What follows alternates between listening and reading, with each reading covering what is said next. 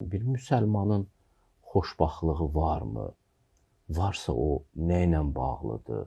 İndi bəzilərində elə təsəvvür var ki, həyat dərd üçün verilib, kədər üçün verilib. İslam buna necə baxır? Mən də fürsətdən istifadə edib dəyərli izləyicilərimizi Allahın gözəl salamı ilə salamlamaq istərdim. Azər müəllim yaxşı bir müqəddimə elədi. Təşəkkür edirəm. İnsanlara ruhu səviyyəsinə görə xoşbəxtlik anlayışı dəyişir. İnsan var, məsələn, onun üçün maddi zənginlik, sərvət, kürsü, gözəl geyim, əyləncə onu andan ana olsa da xoşbəxt eləyir. İnsan var, onun xoşbəxtlik kodeksi biraz fərqlidir. Məsələn, o elm, irfan, mənəvi tərəqqidən ləzzət alır. O ətiri aldıqca oradan ləzzət alır və görürsən ki, o xoşbəxtliyini orada görməyə çalışır. Amma əslində İslam dini həm yaşadığımız dünyanı, həm də o intellektual səviyyəli adamı bir araya gətirir və həm hikmətdən, o hikmətin vadilərinə inən bir insanın, həm də yaşadığı bu dünyadan ləzzət alaraq, onu birləşdirib o müvazinəti, tarazlığı qurduğu zaman bəli, insan orada hiss elədiyi bir şeylər ortaya çıxır. Bir şey söyleyeyim sizə, əslində biz o zaman xoşbəxt ola bilirik ki, qədərimizlə barışaq, taleyimizlə barışaq. İnsan Allahla barışası olduğu anda, bəli, mənim qədərimi təqdir edən bir yaradan var.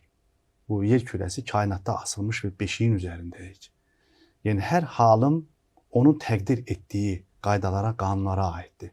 Və insan öz yaradılış bağını Allahın qüdrət əlinə təqdim etdiyi andan o huzuru hiss eləyir. Allah qorusun, o bağı qopardığı və başqa varlıqların əlinə təqdim etdiyi zaman qulluq ipini itirir. Və onda insan axtarışa başlayır. Sağa gedir, sola gedir, sərab içərisində, illüziyalar içərisində, bir də görür ömrünün sonunda artıq həyat sonlanır. Odur ki, biz məsələn bu söhbətimizin içərisində çox huzurlu bir söhbət aparırıqsa və bu huzurlu söhbəti məsələn dinləyən izləyicilərimiz varsa, onların ayıldığı, oyandığı bir yer ola bilər. Bir kəlmədən, bir cümlədən insan tövbə eləyə bilər. Həmin tövbə edən insan üçün xoşbəxtlik anı başladı. Və yaxud bir insan şükür etməyi bacarır. Elhamdülillah deyir. Şükür etməyi bacaran bir insan əslində o da onu orada sezir. O mülahizələr içərisində dadır onu, ləzzəti dadır. Ancaq ifadə elədiyimiz kimi, Bəyək müəllim də söylədi ki, bu mücərrədliyi çoxdur bunun. Quran-ı Kərimdə bir ayədə Rəbbimiz deyir ki, لَقَدْ خَلَقْنَا الْاِنْسَانَ فِي كَبَدٍ. Bir insanı çətinliyin içərisində yaratdıq.